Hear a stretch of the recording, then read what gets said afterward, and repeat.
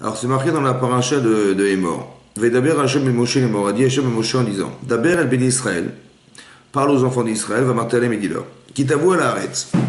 Lorsque vous arriverez en Israël, Hashem anotel lachem, que je vous donne, ou ksartem et ketsira, et vous ferez la cueillette, vous cueillerez la cueillette, ve'evetem et omer, et vous apporterez le omer. Reshit ketzirechem, les prémices de vos cueillettes, et la Kohen. Donc les premières récoltes qu'on va devoir cueillir, celles-ci on les apporte, avec omer c'est une mesure, d'abord, qu'on apportera au Kohen. Le Kohen qui se trouve à Jérusalem, au Tamikdash. Ve'enif et à omer, lui il va secouer le omer. La tenoufa, c'est de secouer devant, en haut, en bas, et à droite à gauche. Ça va? Et donc il va secouer le omer, l'ifne Hashem, l'irtsonechem, pour vous agréer. Mimachorat à Shabbat, le lendemain du Shabbat. C'est quoi ce Shabbat? Alors c'est pas Shabbat en fait. Rabbi d'expliquer c'est le lendemain de Pessah, qui est un Yom Tov où on est lâché un Shabbat. Ça veut dire qu'on doit chômer ce jour. C'est pas le Shabbat, c'est le jour. Les Sdukim ils considèrent que la Torah Shivirtav c'est la Torah qu'il faut respecter. Ils disaient que c'était Shabbat. Ça va, donc il faut attendre dimanche, le lendemain de Shabbat. Non, nous, Rabbi nous disant, c'est pas le Shabbat en fait. On a reçu du Sinaï que Moshe a dit au clan Israël que le Shabbat ici c'est le lendemain de Pessah, qui est un jour chômé, qui est Yom Tov. Yanifiru à Kohen. Vasitem beyom anifechem et omera. Donc le jour où vous ferez le omer, vous apporterez un keves, tamim ben shenato laola, un keves, donc c'est un agneau, un bouc, qui sera âgé d'un an, et que vous apporterez en korban ola. C'est un korban qui est complètement brûlé. Ça va? Pour Hachem. Umin chato shne esronim, donc, et vous apporterez aussi une offrande, shne esronim, donc deux esronim de soleil, de farine, belou la bachemet qui était mélangé dans l'huile, ishel Hachem, et qui était brûlé pour Hachem, reach nechorach, qui sera donc une odeur agréable, c'est qui sera agréé, ça veut dire, veniska yain, et donc on va devoir verser du vin dessus, reveit aïn. Un quart de haïn, qui est une mesure aussi, de vin. Par contre, tout ce qui est les graines qui sont sur vos terrains, etc., que vous ne pourrez pas les consommer, Ad et jusqu'à ce jour-là, Ad et korban elokichem chokatolam et dorotechem, jusqu'à ce que vous amenez ce korban, et donc le fameux Omer, le 16 du mois de Nissan. On ne pouvait pas consommer ce qu'il y avait sur le terrain tant qu'on n'avait pas apporté le Omer, et qu'on n'avait pas fait le korban. Ça veut dire l'offrande. C'est-à-dire que si les premiers fruits, ils étaient juste après Pessah, tu vas attendre un an avant? Non. Les fruits, pas les fruits, mais on va dire que les cueillettes qui étaient faites, parce qu'en général, à Pessah, il n'y a rien. Mais il existe des prémices de cueillette.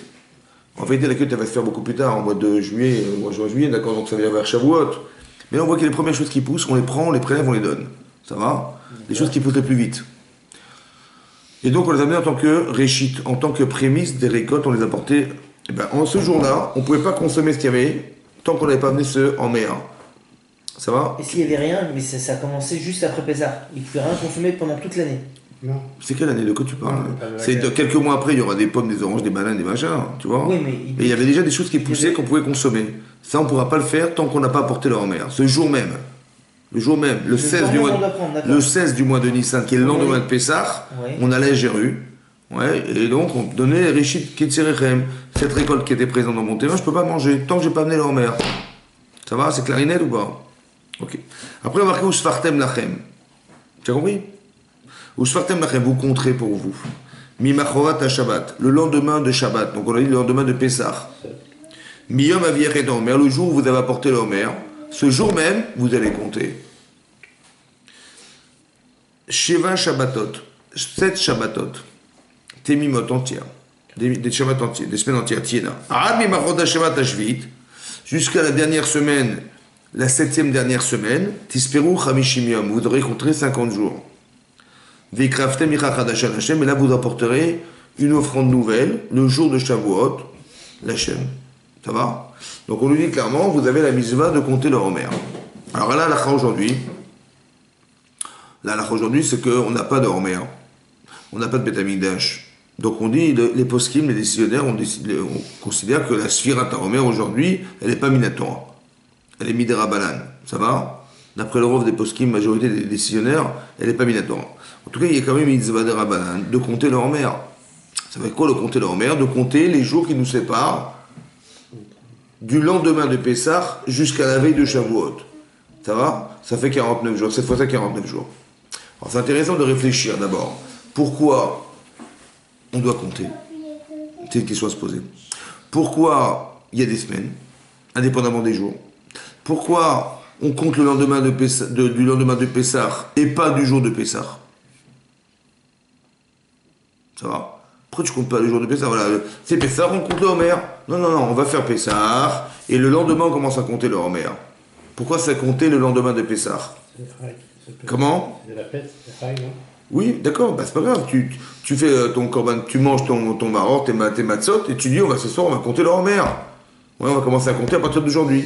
Ça va? Je dis non, il fallait qu'on compte le lendemain. Pourquoi il fallait pas compter le jour même? Il fallait compter le lendemain de Pessah. Oui? Qu'est-ce que ça change? Qu'est-ce qu'on a à gagner de compter le lendemain? Qu'est-ce qu'on a à gagner de faire Pessah, en fait, par rapport à ça? Quand il y avait un ordre à conserver, ouais, l'ordre prioritaire, c'était Pessah. Essayer de comprendre ce que c'est Pessah. Et après, il y a comme une logique de commencer à compter le lendemain. Ça va? Qu'est-ce qui est logique de compter le lendemain? Qu'est-ce qu'on a à gagner de compter le lendemain? Qu'est-ce qu'il faut faire pour que je puisse comprendre qu'après ma sortie d'Égypte, il fallait commencer à compter? Ça va? Il y a une logique derrière, il faut comprendre. À part ça, oui, donc on a expliqué, donc c'est quoi le sens des comptes? En fait, quand on est réfléchi entre nous, ouais, on sait pertinemment que, a priori, la sortie d'Égypte, ça avait un but. C'était quoi le but? C'est quoi qu'on soit libre, que physiquement on soit libre? C'était quoi le but de la sortie d'Égypte, a priori? Ben, bien sûr, d'accord, donc c'était recevoir la Torah, ça va? Donc ça veut dire qu'il y avait un objectif à atteindre. C'était de recevoir la Torah. On allait la recevoir ou pas? Comment? On allait la recevoir ou pas? C'était prévu ou pas? Ah oui. À quoi c'est ça de se préparer ça? À quoi c'est ça? Tu vas la recevoir ou pas? Ben voilà, c'est bon, on la reçoit, c'est bon. On était loin. Hein? En sortant d'Égypte, on était Loin. Loin de quoi finalement? loin de la recevoir. Ça veut dire quoi? Mais c'est quoi recevoir? C'est quoi? Je te passe un ballon, peut-être tu la reçois, ça va? C'est quoi recevoir la Torah? Ça veut dire quoi recevoir la Torah? Ça veut dire quoi accepter la Torah? Hein? Un ordre divin, quoi. Oui, j'ai compris ça, mais ça veut dire quoi accepter la Torah? Ça veut dire quoi? Porter sur soi le projet divin. Ça veut dire ne pas échapper, d'abord devoir s'engager dans les mitzvot, c'est pas évident, et de se refuser à faire des avérotes. Ça se prépare ou pas, ça? Oui. C'est ça qui est dur, en fait. Ouais. Est-ce qu'il y a des degrés d'acceptation? Est-ce qu'il y a des niveaux? Bien sûr qu'il y a Bien sûr. Un minimum. Hein? Il y a un minimum. Il y a un minimum. On va dire, le minimum, ben, c'est, on va dire, le traditionnaliste qui il fait ce qu'il peut, quoi. Voilà. Et le maximum, ben, c'est Rabbi Shimon Bar Yochai, qui se fait enterrer dans la terre pour étudier la Torah, même s'il n'a pas de vêtements. Il y a des niveaux, quoi. Oui. Il y a des paliers. Pourquoi on compte? Voilà, on compte, nous, on fait le mitzvah, on compte. Oui, vous comptez. Non, mais- On compte le Homer ou pas? Oui. Bon. C'est une sorte de palier, comme vous venez de dire. Donc il y a des paliers à atteindre et Est-ce qu'on fait ce travail? Ou alors on compte? on pourrait qu'on faire, mais Quand on dit, on vous dit, écoutez, il faut compter l'Homer. Attention, si vous ratez un jour, c'est un problème, vous ne pouvez plus faire la bracha. On est dans des calculs d'alachique, c'est vrai?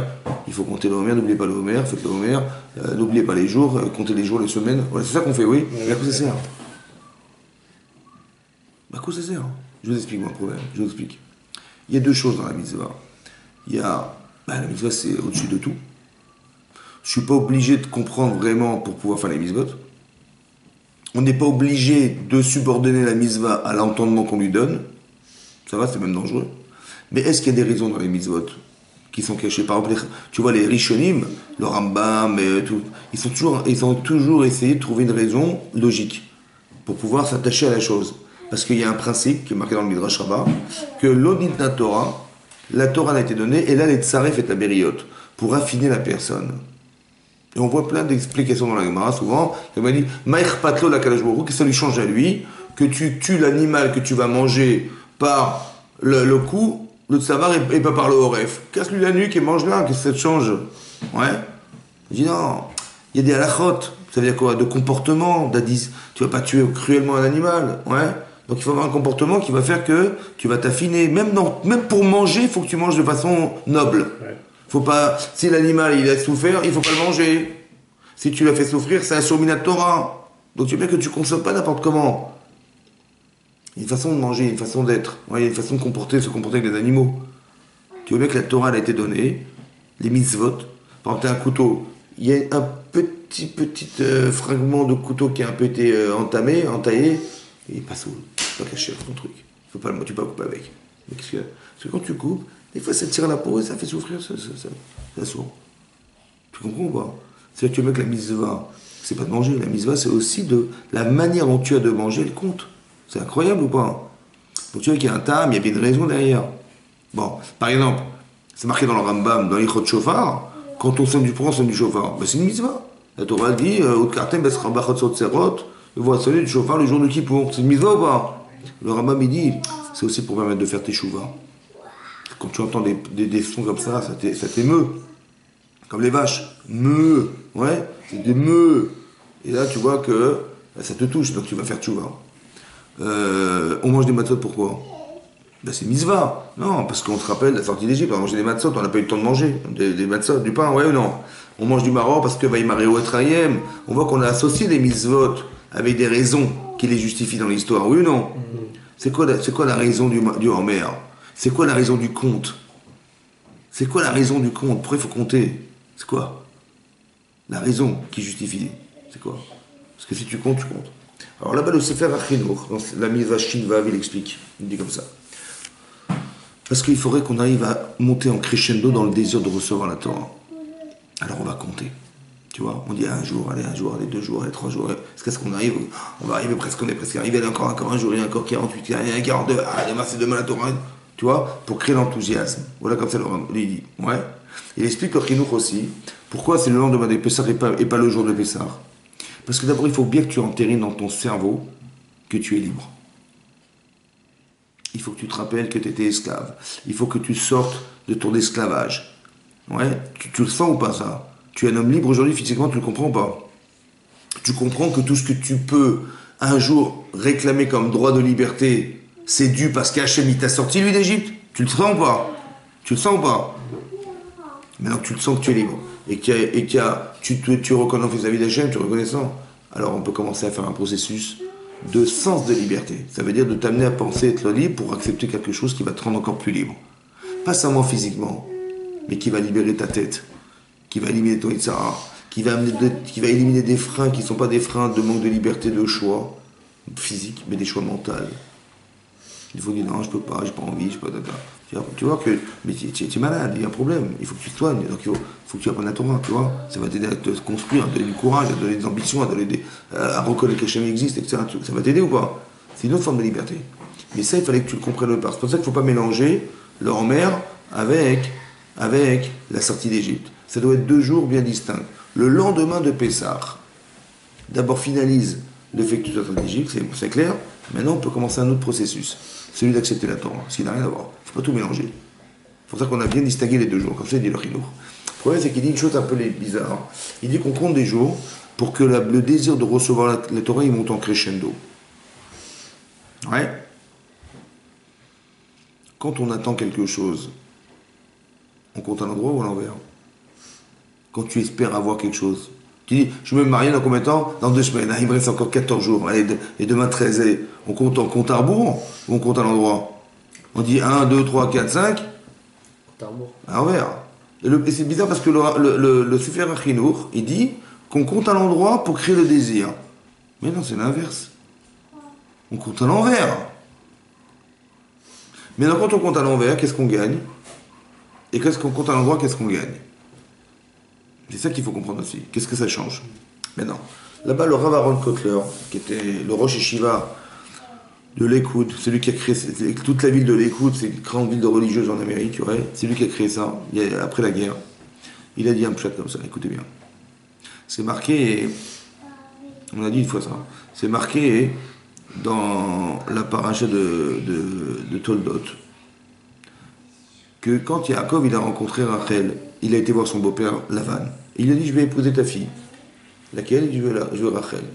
Je veux pas Léa, je veux Rachel. Je veux la Ktana. Tu vois, arrête ta fille et la Ktana. Ça va? Je vais la cadette et pas l'aînée. Parce que si tu changes les prénoms, on sait jamais. On est clair tous les deux que c'est celle qui joue. D'accord. Il a dit, je vais travailler 7 ans pour elle. C'est long, 7 ans quand même, non? Non. C'est lui, et Yaakov, qui propose à son beau-père Lavan d'épouser Rachel, mais d'attendre 7 ans pour l'épouser. C'est bizarre, hein? 7 ans, c'est énorme.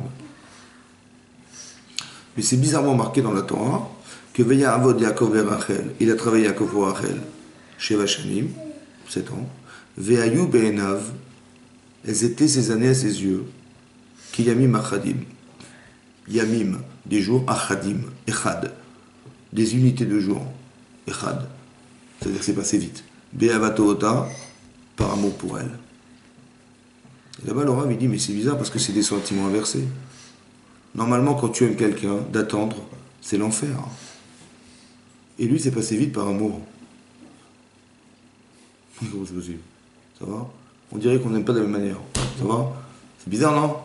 Normalement, tu dis, je vais me marier avec elle, chaque jour qui passe, c'est l'enfer d'attendre. Je dis, oui, t'en as pour 7 ans. Pardon, je n'ai pas compris. 7 ans, mais c'est énorme. C'est lui qui propose en plus. Et c'est passé vite, par amour pour elle. C'est pas possible. Ouais. Alors le Rav, il explique comme ça. Il a dit, si demain, hein, le Rav Pinkus, il a dit ça, regardez cet exemple. Si je te dis, voilà, je vais te donner 1 million d'euros. Mais tu les donneras dans 10 ans. C'est dur d'avaler la pilule. 10 ans, c'est énorme. Ouais. Mais si je te dis, écoute, je vais te donner 100 000 euros par mois. Tous les mois, je te donne 100 000 euros. Ça passe mieux ou pas? Tu te rends compte que quand tu reçois jour après jour, ou mois après mois, quelque chose, un petit peu de ce que tu attends, ça passe mieux que d'attendre de recevoir. Comme c'est que de remplir le temps, ça contentait plus que d'avoir un temps d'attente qui est vide. Tu as compris? Et avec ce principe, je vais expliquer que pourquoi ça passe vite et pourquoi ça passe pas vite. Parce que quand tu remplis les jours qui te séparent de l'espoir d'avoir quelque chose un jour, tu t'occupes à faire quelque chose qui t'amène au but, ça va plus vite que d'espérer attendre d'atteindre le but. Il faudrait surtout pas qu'on attende Shavuot. Il faudrait qu'on arrive à remplir les jours qui nous amènent à Shavuot. Il faudrait surtout pas qu'Yaakov Avinu, il attende quelque chose. Il faudrait devenir quelqu'un pour aller dans l'espoir d'eux. Écoutez-moi bien. Yaakov, il a dit, je veux 7 ans. Yaakov, il a espéré 7 ans. Pourquoi? Parce que Yaakov, il a compris qu'il y a eu Abraham, Yitzhak et Yaakov. Mais Yaakov, c'est la personne qui va finaliser le travail d'Abraham, Yitzhak. Le clan d'Israël, il va s'appeler au nom de Yaakov Avinu. Ça va? On est des béné Israël, des béné Yaakov. Il fallait que la source de ce qu'il avait créé, qui étaient ses enfants, c'est elle, c'est la racine, c'est la graine qui va engendrer toute l'Israël. S'il y a une défaillance dans le fœtus, on va dire, il va pousser quelque chose de pourri. Si tu prends la graine au départ et elle n'est pas saine, il va pousser un arbre pourri, ou un arbre qui va avoir des problèmes. Oui ou non? Il fallait absolument que les enfants que je vais créer, les Yaakov, ils soient parfaits. Mais il y a tellement de paramètres qui vont faire que ça va, oui, être fort et oui, être défaillant. Ça va me prendre 7 ans. J'ai fait un programme de 7 ans. Ça veut dire, il faudrait que j'ai la responsabilité d'être un mari. Il faudrait que je sois un bon père. Il faudrait que ma femme, elle soit aussi une sadéquette. Il faut que mes enfants, j'ai la patience de les comprendre, de leur parler. Donc il a réfléchi à tout ça. Ouais. Il s'est travaillé sur lui-même. Il a fait un travail sur lui-même, d'essayer de se parfaire dans sa faculté à pouvoir réagir à des situations. Il s'est donné un rôle, il s'est donné cette responsabilité. Vous avez compris ce qu'il fait? Mais ça, c'est un programme énorme, ça, oui ou non? Il a dit, pour moi, c'est 7 ans. Quand je vais épouser ma femme, je serai prêt. Ça va? Il a fait une prépa de 7 ans, lui. Nous, on dit, on fait une prépa de 3-4 mois dans le mariage, on se prépare et tout. Lui, il a dit, pour moi, il faut 7 ans. Ça va? Pour avoir une famille parfaite, pour avoir des enfants parfaits. Ça va? Pour être un homme parfait. Mais par amour pour elle, je vais le faire. Vous avez compris la différence? Ça veut dire que pendant 7 ans, il s'est fait un programme jour après jour. Par amour pour sa femme. Pour amour pour elle. Vous avez compris? Il a demandé 7 ans, c'est passé rapidement par amour. Ça veut dire quoi? Ça veut dire que moi, je veux être l'homme parfait par amour pour ma femme. Et ce travail-là, il va prendre 7 ans de ma vie. Maintenant, quand jour après jour, tu fais quelque chose qui a un programme organisé, à la fin, tu dis, aujourd'hui je fais ça, demain je fais ça, machin, à la fin de la semaine, il faut que j'ai fini ça, etc. Donc tu as un programme tous les jours. Est-ce que le temps passe vite? Ben, c'est ça qui est marqué.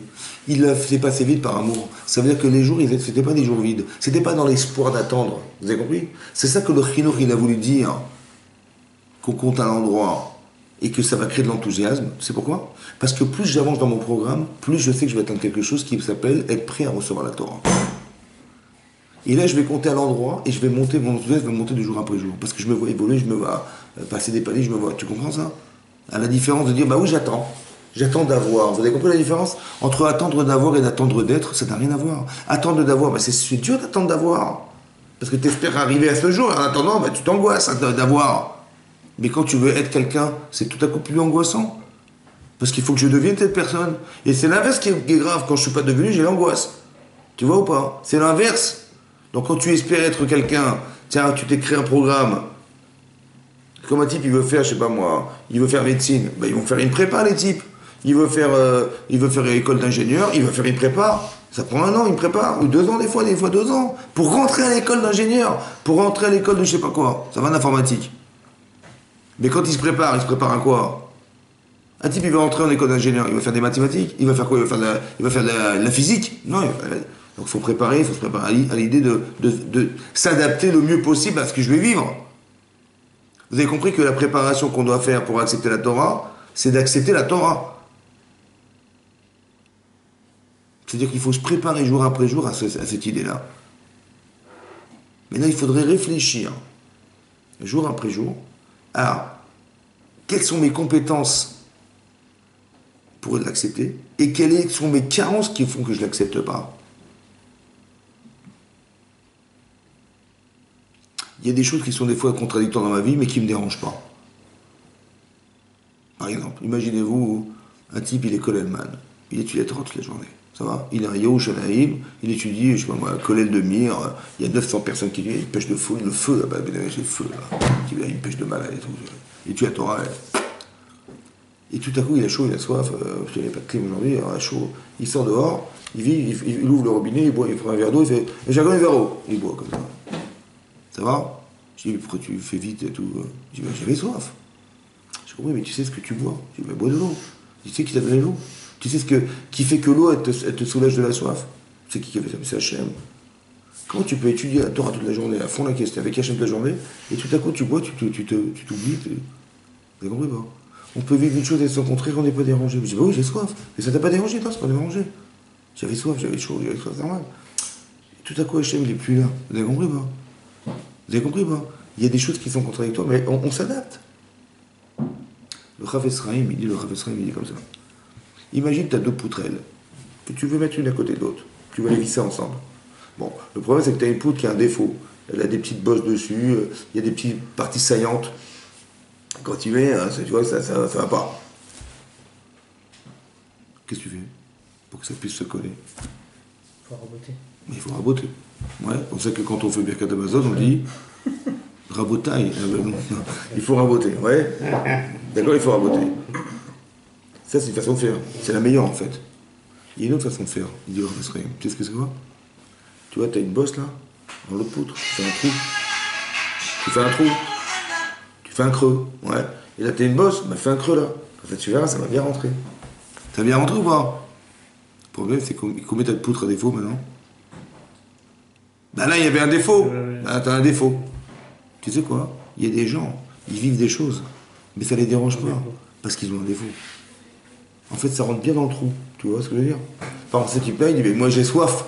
J'ai compris, mais t'as un défaut, tu te rends pas compte que j'avais soif. C'est-à-dire que le fait qu'il fasse chaud et le fait que j'ai ce problème de ne pas avoir conscience de ce que je fais, mais ça marche bien ensemble. Comme si on nous demandait d'analyser dans nos vies, est-ce que même je suis cohérent? Tu comprends? Parce que je veux accepter la Torah. Mais il faut que je sache où il y a des trous. Tu sais pourquoi? Parce que quand je vais accepter la Torah, il faut que la Torah puisse me réparer quelque chose quand même, non? C'est quoi d'accepter la Torah? C'est d'accepter qu'elle puisse être un remède à quelque chose. Mais où t'as mal, où t'es bien, où tu pourrais être meilleur. Où? Essaie de réfléchir. Tu te sens bien, tu te sens fort dans certaines choses, mais peut-être tu peux être plus fort que ça. Tu te sens faible dans quelque chose? Peut-être que tu peux être plus fort que ça. Tu te sens avoir une carence quelque part? Peut-être que tu peux la corriger. Peut-être que tu peux combler ça. Peut-être que tu peux boucher les trous, peut-être. Ouais ou non? Mais où il y a des trous, et où ça va, et où ça va pas, où ça va mieux. Peut-être que ce travail de Shavuot, c'est d'expliquer qu'on va essayer de réfléchir à ça. Parce que qu'est-ce qui m'empêcherait d'accepter la Torah? Complètement, vraiment, sincèrement. Je sors dehors, je vois Hachem dans ma vie, quoi. Il m'arrive ça, c'est Minash Shamayim, je sais comment ça vient. Que je suis réactif à la Torah. Vous avez compris ou pas? Quand je fais mon pétard comme ça, il faut bien rester. Au radage, j'ai pas compris. Tu fais bien quatre ou tu lis un texte? T'as compris? Tu fais ta fila, tu lis un texte ou tu pries Hachem? Il y a des choses, il faudrait qu'on arrive à remettre dans un vrai contexte. Il y a des carences quelque part. Tu vois bien que des fois, on est religieux sans vraiment comprendre ce qu'on fait. Tu vois ce que je veux dire? C'est un problème, ça. Donc ça veut dire qu'il y a des degrés de conscience de la Kabbalat Torah. T'as le petit traditionnaliste qui va à la synagogue parce que il va en bagnole, parce que bon, il faut passer des faux. Je suis à 1 heure de route quand même. Je fais une mitzvah, je vais à la synagogue, je vais en bagnole, le Shabbat. Tu vois? Il y a le type qui va dire, il va être marmir, la cache-route, comme moindre détail, tu vois, etc. Il y a le type qui va faire très attention à la cache-route, mais il va manger du Rav-Rothenberg, de je sais pas quoi, il peut faire du Lachon Hara, ça ne le dérange pas. Tu vois ces contradictions? Il y a des pleins, il y a des vides. Et tu dis, comment tu as peur de mettre dans ta bouche des choses et tu n'as pas peur de sortir de ta bouche des choses? Le même endroit où ça rentre, ça sort. Tu vois ce que je veux dire? Il y a des incohérences. Et on s'adapte, c'est pas grave. Attends, il s'est foutu de ma tête, je me suis soulagé, je vais foutre la Lachon Hara. Tu vois, c'est comme ça. Mais évidemment, tu vois, on vit avec des contradictions permanentes. Mais est-ce qu'on a été Mekabel à Torah? Si on a été vraiment Mekabel, est-ce qu'on aurait fait du Lachon Hara? On ne peut pas, vous avez compris pas. Ça veut dire que c'est incroyable, mais l'essentiel de ce qu'on espérait atteindre le jour où on est sorti d'Égypte, c'est d'arriver vraiment à accepter la Torah quelque part. Après, peut-être la préparation de ces jours qui nous séparent de Pessah à Shavuot, c'est de comprendre qu'on doit atteindre quelque chose. Dans ce cas-là, personne aujourd'hui n'accepte réellement la Torah. Tout le monde fait des défauts. Tout le monde fait des... C'est pour ça qu'on fait cours, c'est pour arriver à comprendre ce principe. Ça va? Ça va? Le but du cours, c'est quoi faire? C'est dire, mais donner un sens à ce que nous faisons. Ouais. Et pas de faire stam, on compte ayom, et finalement, le jour où tu as commencé à compter, le jour où tu fais Shavuot, c'est le même jour. Dans le sens où il ne s'est rien passé, j'ai juste attendu, comme j'attendais que ça se passe. Voilà. En fait, on a bien compté, voilà, Hachem, on a fait le compte qu'il fallait, on n'a pas oublié qu'un jour, on a fait la belle mitzvah, mais le type qui a commencé à compter le lendemain de Pessah, et la veille de Shavuot, il va rentrer dans la Torah, il va accepter Shavuot, le type c'est le même. Moi je veux pas que ce soit le même, t'as compris? C'est ça la Chana, c'est ça que voulait dire les Khamim, il faut faire attention, il faut se préparer. Tu fais une prépa. Tu ne dis pas que le jour où tu as commencé à faire ta prépa le premier jour et le dernier jour où tu vas rentrer à l'école, tu étais même de l'homme. C'est pas possible. Ça ne servit à rien. Tu comprends pas? Il faut que tu comprennes qu'il s'est passé quelque chose qui t'a préparé à un jour. C'est ça qu'il faut comprendre. Il y a des jours à compter, il y a des semaines. C'est vrai ou pas? On a dit qu'on s'est posé la question, on a commencé de compter. On s'est posé la question, et on s'est posé la question pourquoi il y a 2 semaines. Tu as des jours et tu as des semaines. Ça ne suffisait pas de compter des jours. Voilà, aujourd'hui on est 1 jour, 2 jours, 3 jours, 4 jours, 5 jours. Tu dis pas la veille de ton mariage, il me reste 2 mois, on est la 3e semaine du 4e jour. Ça n'existe pas, ça. Ça va? Et c'est ça qu'on fait dans l'Homer. On compte des jours et on compte des semaines. Ça vous inspire ça? Ça vous inspire quoi? Il y a des jours et des semaines. On compte 1, 2, 3, 4, 5, 6, 7 qui font une semaine. Et après 8, ça fait, on est le premier jour de la première semaine. Et après 9, on est le 2e jour de la deuxième semaine, la première semaine, etc., etc. Et le 21e jour, on est la 3e semaine. Et le 22e, on est le premier jour de la 3e semaine. C'est bizarre ce langage. Ça rapproche un peu plus de compter les semaines. Comment? Ça rapproche un peu plus de compter les semaines. Mais c'est quoi les semaines? C'est quoi la symbolique de ça? Qu'est-ce que tu comprends là-dedans? C'est quoi une semaine? C'est quoi la semaine? C'est quoi?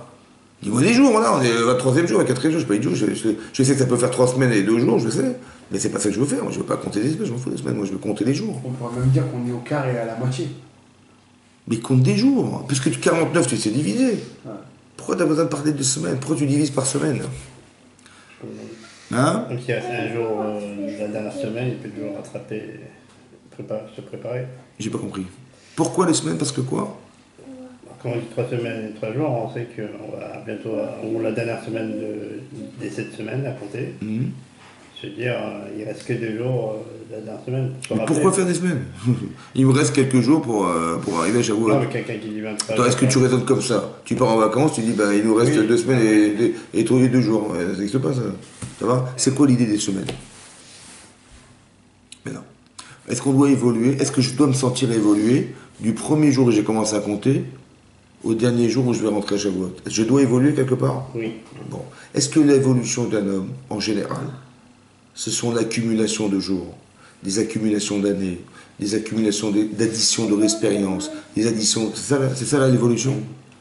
C'est ça l'évolution? C'est une addition de jours, c'est une addition d'années, c'est une addition d'expérience, c'est une addition de compréhension, c'est une addition d'assimilation, c'est une addition de sensibilité, tout ça, c'est une addition? Ou bien hein, on évolue par palier? Théoriquement, on évolue par palier, chacun à son niveau. C'est quoi les paliers? Des paliers. Par exemple, tu as un enfant de 3 ans. 2 ans plus tard, est-ce qu'ils se ressemblent? Non. Un enfant de 5 ans, est-ce qu'il joue avec un enfant de 10 ans? Ou un enfant de 10 ans, est-ce qu'il joue avec un enfant dans la cour? Tu vois, avec les enfants, ils jouent entre eux. Ils ont 1 an de différence, ils ne jouent plus entre eux. C'est marrant, il y a des paliers, ça veut dire qu'ils ne s'intéressent pas à la même chose. Ouais. Tu as un enfant de 10 ans, est-ce qu'il est comme un enfant de 15 ans? Non. Un enfant de 15 ans, est-ce qu'il ressemble à un enfant de 18 ans? Non. Un enfant de 18 ans, est-ce qu'il ressemble à un enfant de 20 ans? Non. Mais tu vois, mec, il s'est passé quelque chose. Tu dis oui, mais il s'est passé 2 ans. Mais c'est quoi 2 ans? C'est l'accumulation de jours? Ou bien il a passé un palier? Il a progressé. Il s'est passé quelque chose dans sa tête ou pas? Oui. Ouais. Il a d'autres intérêts? Théoriquement, Les intérêts qu'il avait quand il avait 5 ans n'ont plus rien à voir avec les intérêts qu'il a quand il a 10 ans. C'est vrai ou pas? Et quand il a 18 ans, n'ont plus rien à voir. Mais il s'est passé quelque chose. Est-ce que c'est une addition de choses? Qu'est-ce qu'on gagne de dire que l'évolution d'un être humain, c'est une addition? Ou de dire qu'à un moment donné, tu vas voir, ça va basculer? Qu'est-ce qu'on gagne? Alors, par exemple, imagine Rabbi Akiva. Hein? Rabbi Akiva, il a fait tchouva à 40 ans. Il ne savait même pas lire à 40 ans. Le Midrash, il dit qu'il est parti, sa femme, elle a envoyé au Talmud Torah. Ça va? Pour apprendre à lire. Tu vois le truc ou pas? Donc il est au Talmud Torah avec des enfants de 6 ans qui apprennent à lire la Massorette, et lui, il a 40 ans. Donc il a sa tétine dans son cartable, et lui, il est en train d'apprendre la Massorette. C'est bon ou pas? Si l'évolution d'un homme, c'est une addition, c'est-à-dire que lui, il a 6 ans, ben, quand lui, il aura 40 ans, tu te rends compte le niveau qu'il aura? Oui, non. Et ça veut dire que Rabbi Akiva, il a 40 ans de retard. Ou il a 34 ans de retard. L'autre, il a 6 ans, on a 34 ans de différence. Il a 34 ans de retard. Oui, non. Si l'évolution est une addition d'années ou d'expérience, il a 34 ans de retard. Parce que lui, il démarre à l'âge où l'autre, il démarre à 6 ans, lui, il démarre à 40 ans. C'est tard ou pas? Mais si tu dis que l'évolution, ce sont des paliers, est-ce que Rabbi Akiva, il a passé des paliers dans sa vie? Donc c'est-à-dire que quand on va lui enseigner un truc, lui, il va comprendre en 2 secondes, donc il va prendre 2 semaines. Heureusement qu'il y a des paliers. Parce que s'il n'y a pas des paliers, tu te rends compte le travail qu'il doit faire pour arriver à atteindre ce que l'autre il a fait déjà, qu'il va commencer à atteindre un jour. C'est impossible, vous comprenez ou pas? Mais comme c'est des paliers, c'est sûr qu'il a passé des paliers d'expérience dans sa vie qui font que maintenant il va pouvoir comprendre plus rapidement. Donc c'est-à-dire que c'est une manière cachée, Hachem il a faite, peut-être, pour pas que celui qui fait tchouva, il soit désavantagé par rapport à celui qui a jamais eu problème de tchouva. Tu comprends ça? Ça, c'est une chose à gagner. Donc, j'ai un gagné en palier. Qu'est-ce que je perds par des paliers? Qu'est-ce qu'on perd? Ben, celui qui avance, il fait des jours, il avance ou pas? Mais celui qui est en palier, c'est possible qu'un type, il puisse stagner entre 2 paliers. C'est possible.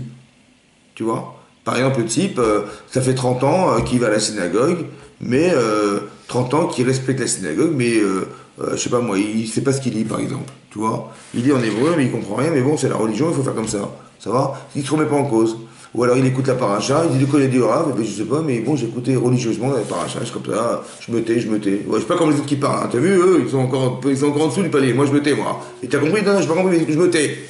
Tu peux pas passer un palier, essayer de comprendre ce qu'il dit? Et tu es en français ou je lis en français, après, tu comprends? On peut stagner toute sa vie comme ça. Et le type, il va mourir, il sait pas ce qu'il a dit toute sa vie, il sait pas ce qu'il a ça va. C'est dangereux ça. Il peut se passer du temps.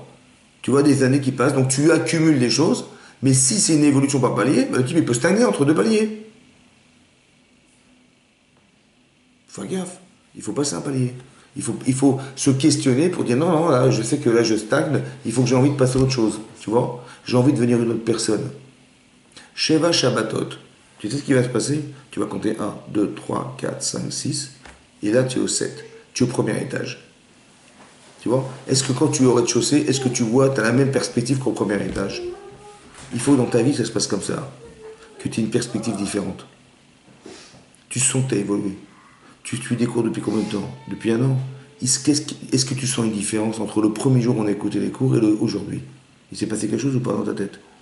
Il s'est passé ou pas? Tu as évolué. Tu es passé des paliers. Tu comprends? Tu raisonnes plus de la même manière. Il y a des choses que tu feras plus. Ou des choses que tu vas oui faire, mais non. Tu vois? Ben, ça veut dire que il s'est passé des changements. Tu as pris en maturité. Tu es devenu plus Irishamaïm. Tu es plus engagé. Oui ou non? Ben, donc tu as passé des paliers. T'es plus le type il y a 2 ans, c'est vrai ou pas? Donc ça veut dire qu'il faut que tu sentes cette évolution. Mais il faut que cette évolution, elle te donne envie. Et il faut que cette évolution, elle te fasse peur. En te disant que j'ai pas envie de rester à ce niveau-là. De la même manière que j'ai eu une satisfaction personnelle d'avoir avancé dans ma vie, je veux continuer à avancer. C'est-à-dire qu'on apprend une chose incroyable, c'est que la Sphirata Omer, c'est une manière de calquer un système d'évolution. Mais sache que tu vas évoluer par palier. Ça veut dire que dans ton évolution personnelle, il faut que tu saches qu'à un moment donné, tu vas voir que tu vas basculer sur autre chose. Tu ne sais pas comment ça marche. Mais là, tu auras donné un système de 7 x 7. Ça veut dire qu'à un moment donné, tu vas voir que tu vas avancer. Tu vas faire, par exemple, tu vas dire, tiens, je vais essayer de me lever tous les matins à la tefila, et je vais essayer de ne pas faire du lachonara aujourd'hui. Et tu as essayé, pendant une semaine. Ben, tu vois que ta vie va changer. Tu vois, et que tout à coup, tu dis, tiens, ça m'a fait plaisir, j'ai pas réussi à ne pas parler de lachonara, ça m'a fait. Et hop, ça m'a encouragé, je passe. Tu vois. Mais quand tu vas basculer sur autre chose dorénavant, tu verras que tu n'es plus la personne d'il y a une semaine. Etc, etc, etc. Et tu vois que tu avances, et que tu fais attention, et quand tu vas voir que tu as des sentiments qui vont s'éveiller en toi. Ouais. Que tu vas voir que tu vas sentir la cache-route différemment. Que tu vas te dire, tiens, si j'ai été performant dans mon achenara, et je vais être performant dans ma façon de consommer ce que je mange. Je vais regarder dans les paquets, je vais voir quel rave.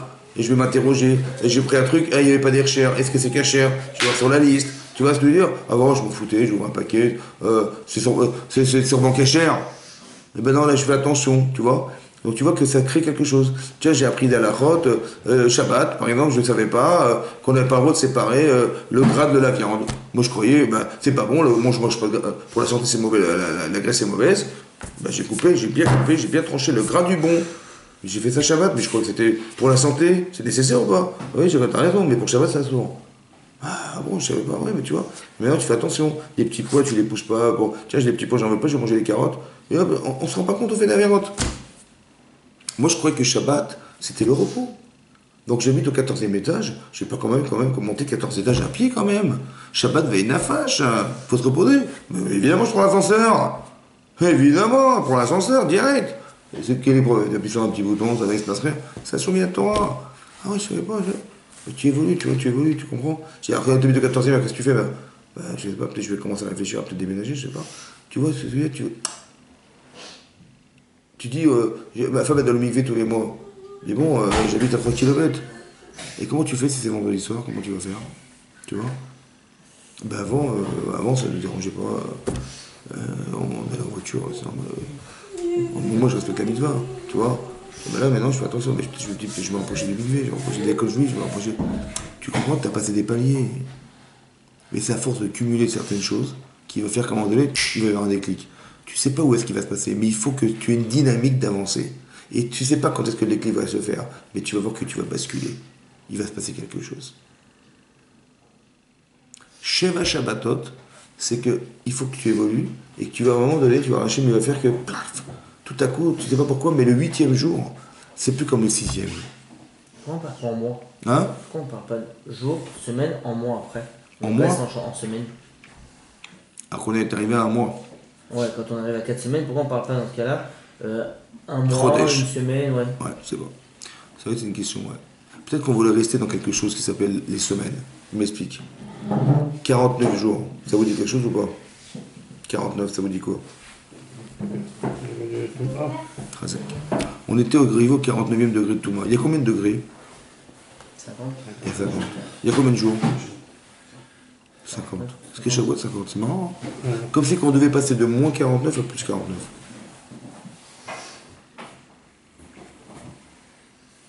Il y a combien de jours dans la Shemitah? Combien d'années dans la Shemitah?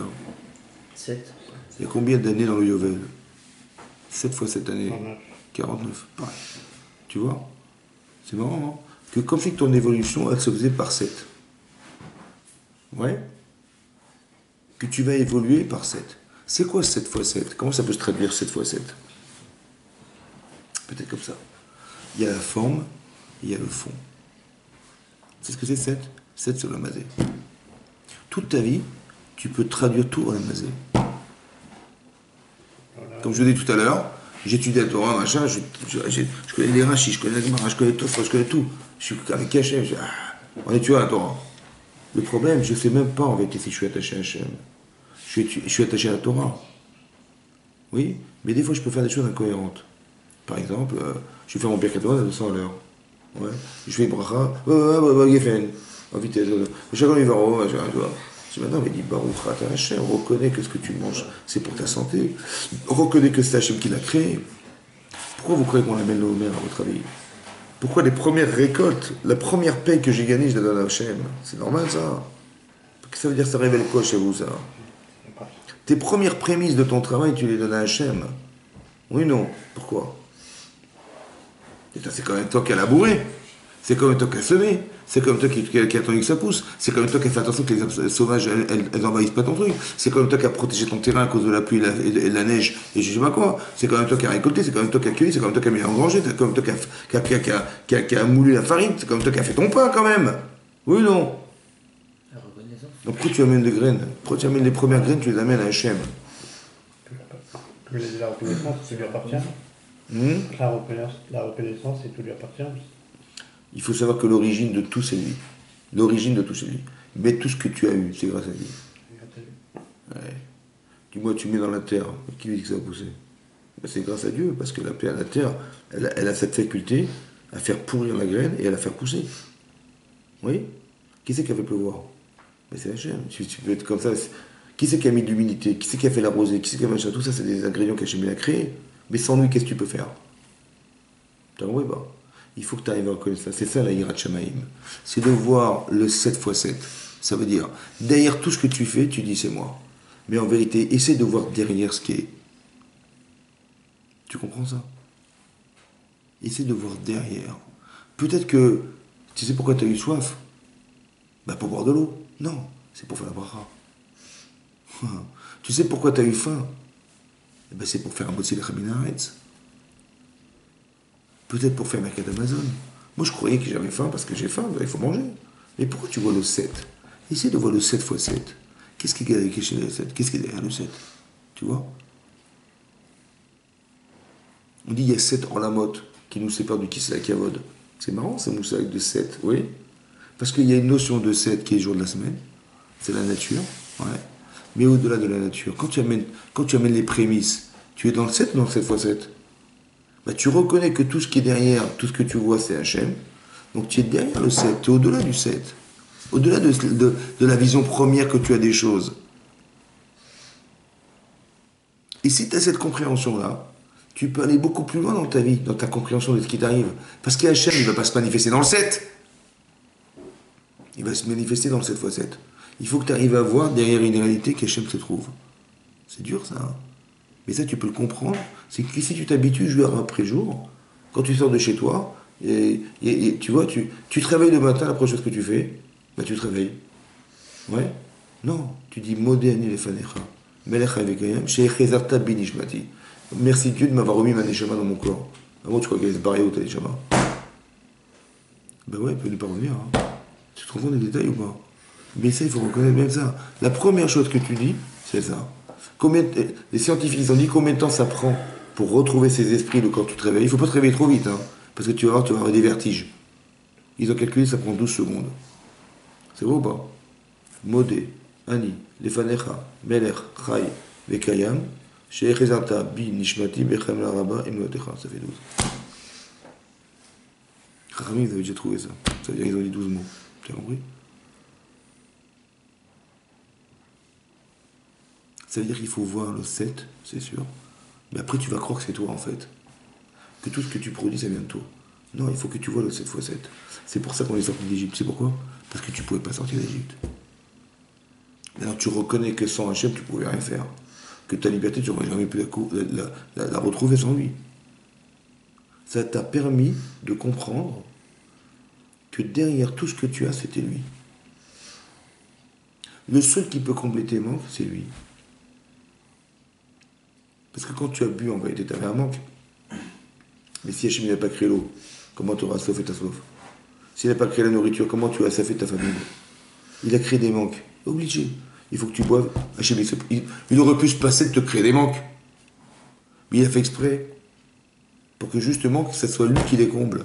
C'est toi qui vas lui demander. Tu vois? Et tout à coup, tu vas voir que tu vas passer par lui. Que tout à coup, il va exister dans ta vie. Tu sors de chez toi, tu embrasses les Zouza. Tu vois? Tu vis cet événement, tu dis Mina Shamaim. Tu retrouves le 7x7. Mais ça, c'est possible parce qu'en vérité, c'est ça d'accepter la Torah. C'est d'accepter de trouver des solutions qui vont te permettre d'avoir une accession à la vie qui va être différente. 7x7, 49. Ouais. Qu'il y a une addition de jours qui va faire qu'à un moment donné, tu vas basculer sur autre chose. Le Rav Dessler, il amène une preuve dans la Gemara, dans Chagiga, ouais, que l'évolution de la vie se fait par palier. Et d'où il le prouve. Alors il dit comme ça. C'est marqué Ushavtem Uritem. Le Navi, il a dit Ushavtem, vous installerez, vous verrez. Ben Sadik la Racha. Entre un Sadik et un Racha. Entre un Sadik, un homme juste, et un Racha, un mécréant. Ben Oved Elohim, celui qui sert Hachem, les Eno Avado, de celui qui ne le sert pas. Voilà ce que dit le Pasouk. Les Talmidim, dans la Gemara, ils ont posé une question. Ils ont dit, mais je ne comprends pas. Tzadik Racha, Oved Elohim Eno Avado. Ben, le Tzadik, c'est celui qui sert Hachem, et le Racha, c'est celui qui ne le sert pas. Oui ou non? À quoi ça sert d'avoir écrit cette redondance? Ou tu me dis Tzadik Racha, ou tu dis Oved Elohim Eno Avado. Évidemment que celui qui sert Hachem, c'est celui qui est Tzadik, évidemment, et celui qui est Racha, c'est l'inverse. Alors il a dit, le Rav, il a dit, non, le Pasouk il parle d'autre chose. Il parle, Enodomé, ne se ressemble pas, Micheshone Pirko Mea Peamim, celui qui répète son étude 100 fois, de celui qui les répète 101 fois. C'est de ça dont parle le Pasouk.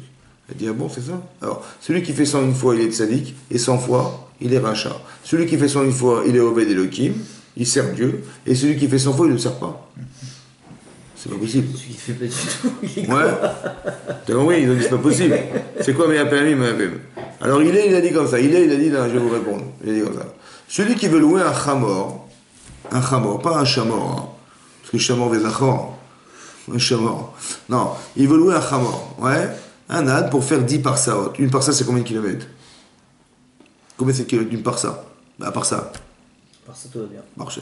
Alors, par ça, hein, une par ça, c'est 4 km. Ça va? Environ 4 km. 10 par ça haute, ça fait 40. Si un type veut louer un chamor pour se déplacer 40 km, il loue une voiture pour faire un kilométrage à 40 km. Combien ça coûte? Ça coûte un zouz. Quand il a dit un zouz. Et si tu veux faire 11, pas 10 par ça haute, mais 11 par ça haute, combien ça coûte? 10 par ça haute, c'est un zouz. Donc 11 par ça haute, ça coûte combien? 1,1. 1,1, oui. Et là, ça double, ça te coûte 2. C'est le tarif. Tu fais 10 par sa haute, c'est 1. 2 par sa haute, 10 par sa haute, c'est 1. 11, c'est 2. 2 zouzim, ça double. Voilà ce qu'il a dit. Ça, c'est le tarif. Il a dit ça pour expliquer la différence entre 100 et 101. Qu'est-ce qu'il a dit, Hillel? Il a dit, mais c'est pas possible. Celui qui a fait 100, il n'est pas Oved Elohim. Et 101, oui, c'est pas possible. Il a dit, non, je vais t'expliquer. Quand tu loues une voiture, quand tu loues un chamor pour faire 10 par saot, ça te coûte un zouz. Mais si tu veux faire 11 par saot, une de plus, ça coûte 2 zouzim. Ça coûte le double. Qu'est-ce qu'il a voulu dire, Hillel?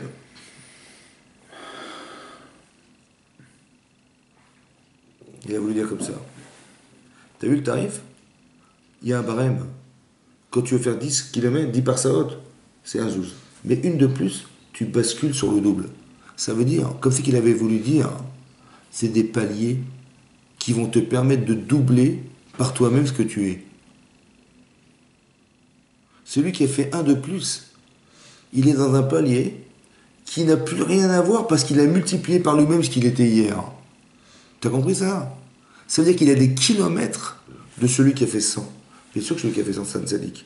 Mais quand tu compares les deux, on a l'impression que l'un, il est Oved Elohim, l'autre, il n'est pas. On a l'impression que l'autre, c'est un tzaddik, l'autre, c'est un rachat. C'est-à-dire que quand tu passes un palier, tu n'as plus rien à voir. Mais il suffisait de 1. Tu te rends compte de ce que ça veut dire? Ça veut dire qu'il y a des paliers dans la vie. Il suffisait de basculer sur un de plus, ta vie elle a changé. Et sinon, tu peux stagner en dessous. Tu as compris ce que ça veut dire? C'est ça qu'il a voulu prouver par là. C'est ça qu'il a voulu dire. Ou chaftem, mouritem, etc. Bien sûr qu'on est tous ces sadikim. Seulement, il y a des niveaux de cette écoute. C'est ça qu'il voulait dire. Mais pour atteindre ces niveaux-là, il faut que tu comprennes que quand tu fais des efforts, et tu cumules des efforts ou des compréhensions ou un travail sur toi-même, à un moment donné, paf, tu vas voir que tu vas basculer. Tu vas passer un palier. Et après, tu vas dire, mais tu vas te sentir ne plus avoir rien à voir avec les autres. Mais t'as fait que 1 de plus. Des fois, c'est 1 de plus, des fois. T'étais 100, t'as fait 101. C'est rien, hein. Mais sache que c'est comme ça, c'est un barème. Tu payes. Tu veux faire 1 kilomètre de plus, et ben tu vas payer le double. Ah ouais, mais pour 1 kilomètre, c'est rien. C'est comme ça. Le type, il a 12 ans et 64 jours. Il peut bar mitzvah. Et le lendemain, il bar mitzvah. 1 de plus. 1 jour de plus, ouais. Il a une neshama etera, il a une neshama, sa vraie neshama, il va la recevoir toujours de ses 13 ans. Il a Yetzeratov, mais c'est un jour, quelques heures. S'il a fait sa bar mitzvah à telle heure, s'il a 13 ans, ouais, il a 13 ans en hiver, ben c'est pas comme 13 ans en été. Parce que 13 ans en été, il faut qu'il attende 11 heures du soir pour être bar mitzvah. Et en hiver, à 6 heures, il est déjà bar mitzvah. Mais pourquoi ça change? Ben oui, c'est un palier, tu comprends pas? Il faut attendre la nuit, c'est un palier. Et le type, il atteint un niveau qui lui permet d'avoir une neshama, il bar mitzvah, il peut s'associer au minyan. Ah ouais? Il est mechayav min Torah maintenant. Mais qu'est-ce qui se passe? Il y a quelques heures de différence. Ce sont des paliers. T'as compris? Eh ben, sans que tu te rendes compte, quand tu fais les efforts qu'il faut, et que tu remplis tes jours de quelque chose qui t'amène à évoluer, tu vas gagner. Fais attention, hein, parce qu'il ne faut pas rater les jours. Tes mimotes, elles doivent être entières. Parce que tu dis, ouais, j'ai avancé, mais après, je me suis arrêté. Tu t'es arrêté, tu t'arrêtes. Il ne faut pas rater les jours. Parce que tu ne feras plus la bracha. T'as compris? Parce que, est-ce que l'évolution de Shavuot, c'est de compter 49 jours? T'as arrêté un jour, t'as tout raté? On dit non. C'est de compter des jours. Tu fais la bracha sur le jour. Et demain, tu feras la bracha sur le jour. Ou tu fais la bracha sur le 49.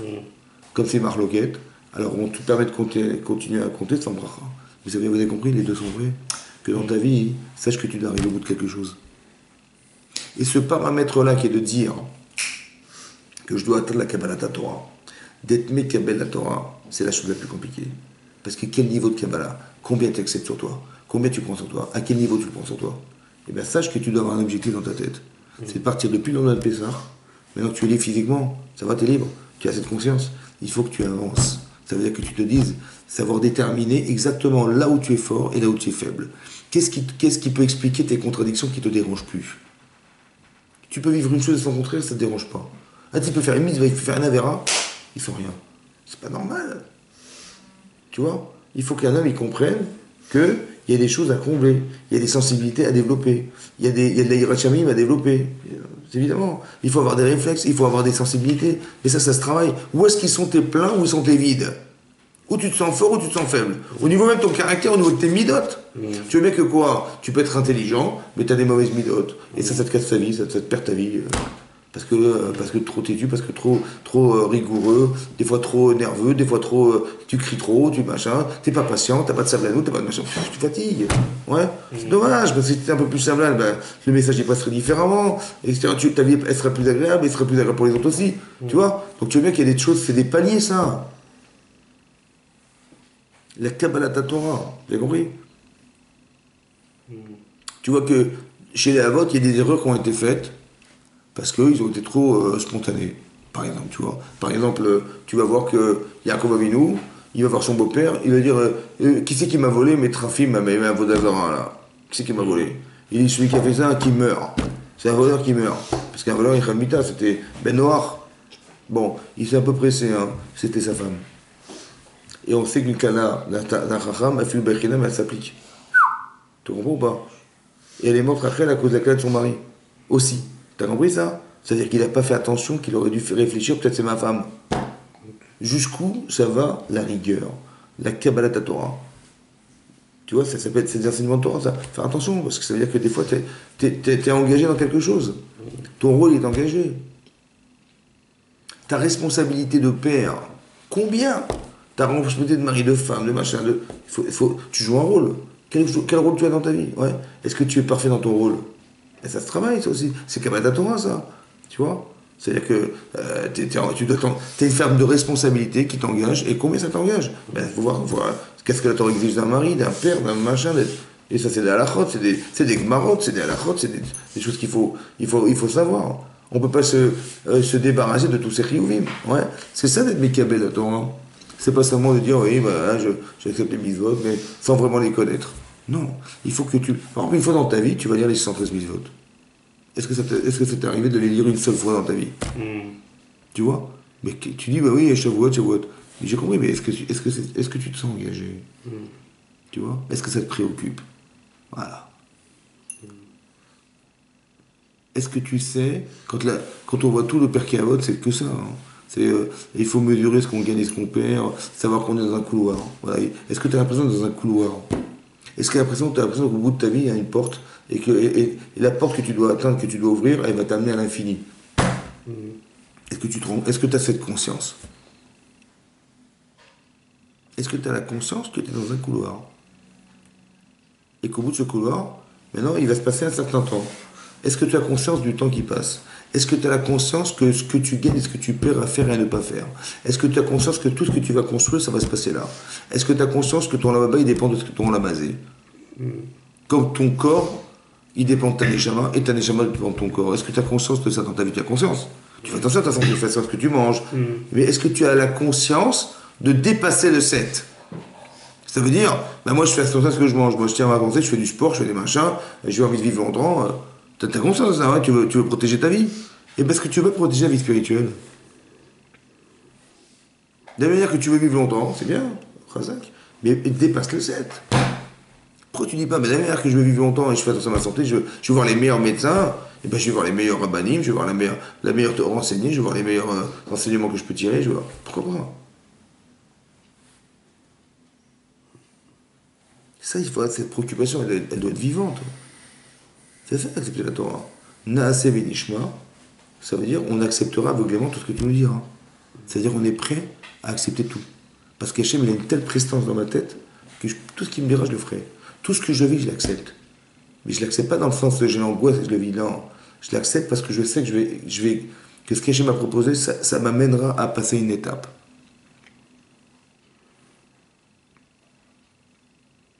Par exemple, Sarah, elle était stérile pendant 70 ans, c'est une catastrophe. Mais cette femme, elle a atteint des étapes de conscience d'Hachem et d'approchement d'Hachem qui sont énormissimes. Parce qu'une femme normale, elle ne vivra jamais de sa vie. La conscience d'Hachem. Tu dis, des fois, ça passe par ça. Tu vois? Tu dis, d'accord, mais si c'est pour arriver à ce niveau-là, par ça, laisse tomber, ça ne m'intéresse pas. J'ai compris. Donc ça veut dire que tu n'es pas Mekabel. Ça veut dire que c'est trop dur. Ça veut dire que tu n'as pas les compétences. Tu comprends pas? Ça veut dire qu'il y a des choses qu'on ambitionne de faire, mais est-ce qu'on a les aptitudes? Ah ouais. Tu as compris? Des fois, c'est un problème d'aptitude. Par exemple, Shaoul Améler, on lui dit il faut faire la guerre contre Amalek. Bon, il fait la guerre contre Amalek. Et Shmuel Hanavi, il arrive, il dit tiens, c'est bizarre, j'entends. C'est quoi ce bruit du troupeau là? J'entends du bruit du troupeau, c'est quoi ce troupeau? On t'a dit demander de détruire Zecher Amalek. Le souvenir. C'est quoi le souvenir? Il faut qu'il n'y ait rien qui rappelle Amalek. Et j'entends le troupeau, c'est le troupeau d'Amalek, c'est le souvenir. Je dis oui, j'ai compris, mais le peuple il m'a dit il faut les garder, tu comprends? Et si on fait des corbanotes avec, pourquoi on va les jeter? Il dit tu sais quoi? Tu étais trop petit dans ta tête. Tu étais trop anave. Tu vois? Alors Hachem, il a décidé que tu ne seras plus le roi. On va nommer quelqu'un d'autre. Et ils vont nommer David Ameller. Bon, il a été puni ou pas? Il était roi, il a perdu la royauté. C'est une punition ou pas? Allô? C'est une punition ou pas? Il était roi. Manifestement, il a fauté. Il a laissé les animaux machin, il a fauté, donc il a perdu la royauté. C'est bon ou pas? C'est une punition ou pas? Bah oui. Pourquoi il est plus devenu roi? À cause de quoi? Hein? Parce qu'il a écouté le peuple. Tu sais quoi? Il y a des fois dans ta vie, il faut que tu sois un mêlère. Il ne faut pas écouter les gens. T'as compris? Est-ce que tu es le roi ou pas? Eh bien, si tu es mêlère, La hanava, c'est une mida extraordinaire, l'humilité. Mais des fois, il ne faut pas être hanave. Il ne faut pas dire non, le peuple, il faut un peu d'humilité. Quand t'as le peuple, t'as toi, quand même, qu'est-ce que t'es toi? Mais t'es le roi, mon vieux. Tu comprends pas? Il a perdu la royauté à cause de sa hanava. Donc ça veut dire qu'il n'avait pas les aptitudes. Est-ce que c'est une punition, ça? Non. C'est parce que si t'es apte à Chavod, mais si t'es pas apte, qu'est-ce que je fasse? C'est vrai qu'il faut réfléchir à ça aussi, à côté de. Quand on fait tes chouvas, on dit je me suis débarrassé de l'Avera. Maintenant, est-ce que tu as les aptitudes de ce que tu t'es engagé à apprendre? T'as compris la différence? On t'a pas demandé de te débarrasser de tes fautes, on t'a demandé de devenir quelqu'un d'autre. Et souvent, les fautes, elles viennent parce que je suis pas cet homme. Tu vois, j'étais pas assez hanave, ou j'étais trop hanave. Des fois, c'est ça, tu vois ou pas? Ou des fois, t'étais trop spontané, ou des fois, t'as pas réfléchi, ou des fois, tu as compris? C'est l'aptitude qui fait la chose. C'est dire, ah mais la prochaine fois, je recommencerai pas. Donc j'ai fait de chouva, je recommence plus. J'ai compris, tu recommenceras pas, mais il faut que tu sois quelqu'un d'autre pour ne pas recommencer. Il faut que tu aies les aptitudes, la responsabilité de quoi quand tu t'engages. C'est ça qu'il faut comprendre dans la Kabbalat Torah. Parce que pour faire ce que tu espères, eh ben, il faut être cette personne. Il faut avoir l'aptitude pour atteindre ce que tu penses faire. Donc c'est beau d'avoir l'ambition, mais c'est aussi beau d'arriver à atteindre ce que tu penses devenir.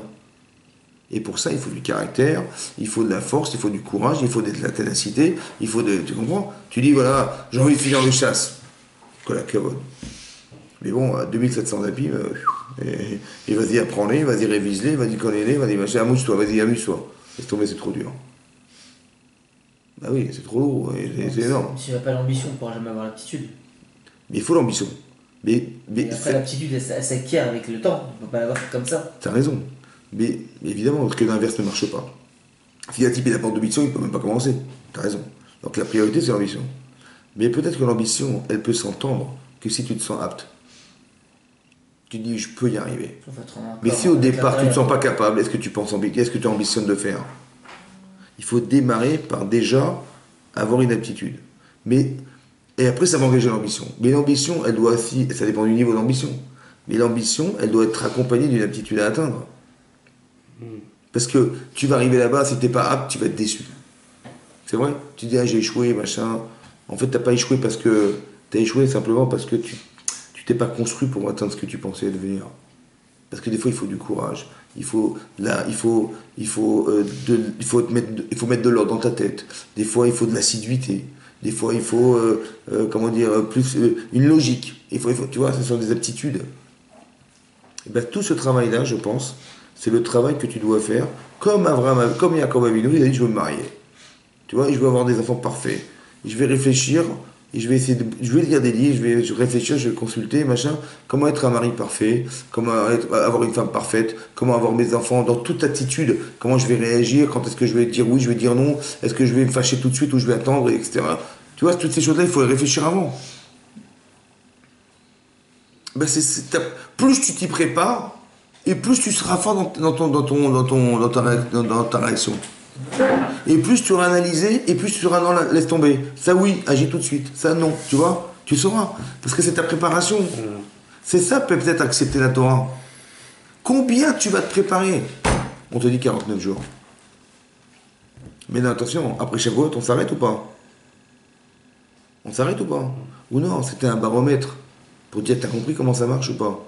Mais ça, il faut que tu le comprennes. Continue. Mais bien sûr, continue. Ça veut dire que toute ta vie, tu comprends que... Ça commence surtout. Non, c'était un baromètre pour dire... C'est comme tu dis, à Seret Yemet Tchouva.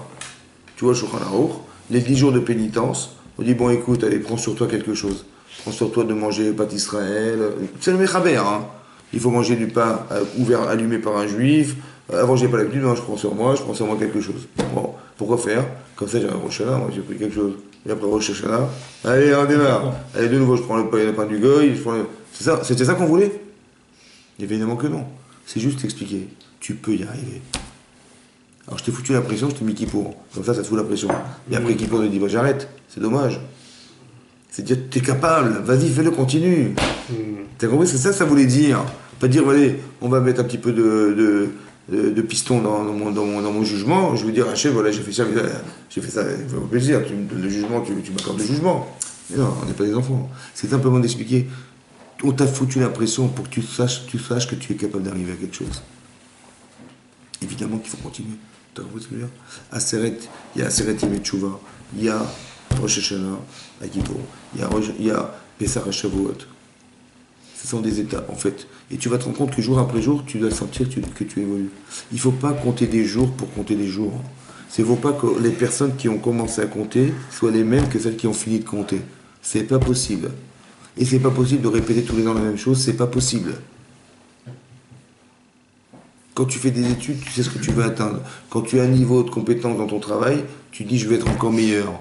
Et je m'améliore, et j'apprends là-bas, et j'apprends là-bas, et j'apprends là-bas. Parce que je veux gagner mieux d'argent, je veux être plus performant.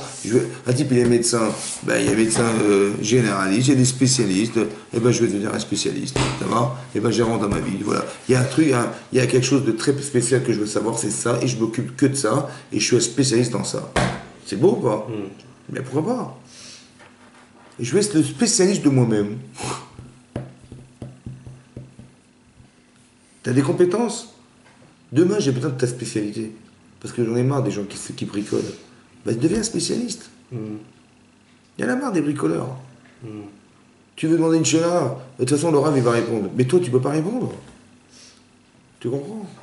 Vas-y, tu dis toi aussi. Ta femme, elle sera fière que tu saches quelque chose. Tu es le Rav de ta maison, mais c'est que la cavode. Tu es père de famille, c'est que la cavode. Mais prends du temps. Mais tu sais quoi? Au lieu de dire c'est trop long, commence. Et jour après jour, tu vas voir, jour après jour, que tu vas évoluer. On va dire comme ça. Si je me donne tous les jours, un peu, comme je vous ai dit une fois, allez, il y a 7 jours dans la semaine, il y a 7 aliyot Shabbat. Fais une aliyah par jour.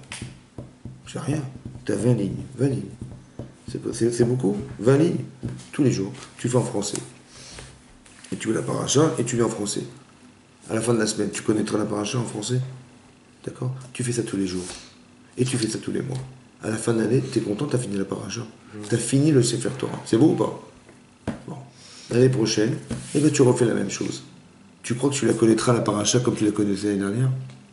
Hein? T'as évolué ou pas? Ouais.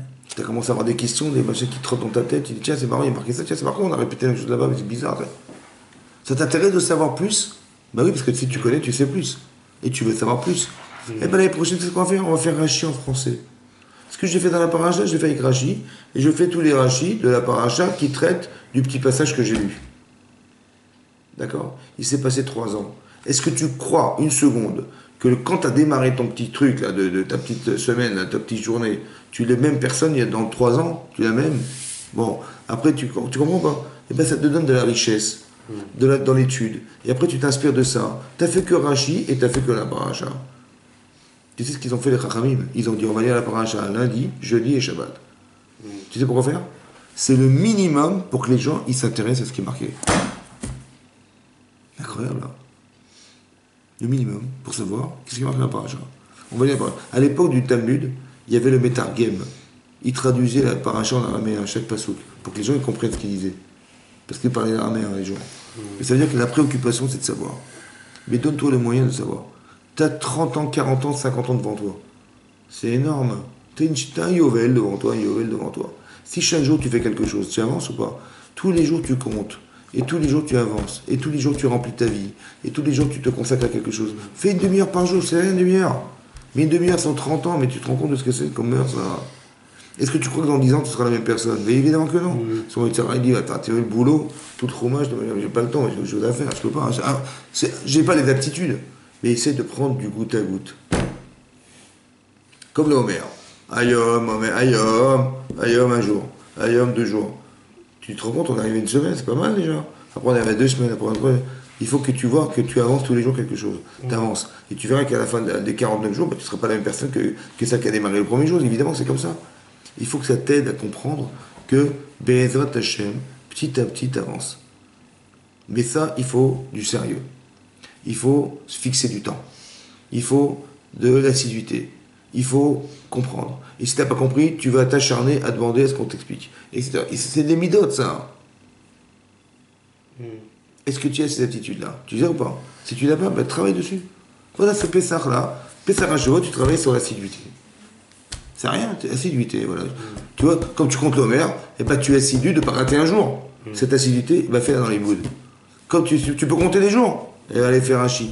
Tu peux compter les jours, lis la paracha. Tu peux compter les jours, fais un daf ayomi. Fais quelque chose. Tu fais un daf ayomi, un daf par jour, 1h15, tu finis chasse en 7 ans. C'est beau quand même, non 1h15 par jour, c'est zéro. T'as pas 1h15 dans ta vie. L'assiduité, tu vois, jour après jour. Et tu vas voir que quand tu vas finir ma secrète Baba Kama, t'as une petite notion de ce que. C'est pas grave. Tu n'as pas tout compris, c'est pas grave, on s'en fout. Tu as une notion, allez, avance, tu as compris. Et tu recommences, et tu vois. Il y a des gens, ils ont fait ça, ils ont fait 7 fois le chasse en 50 ans. C'est pas mal. C'est pas mal. C'est mieux que de dire, je vois la télé, je vois la télé.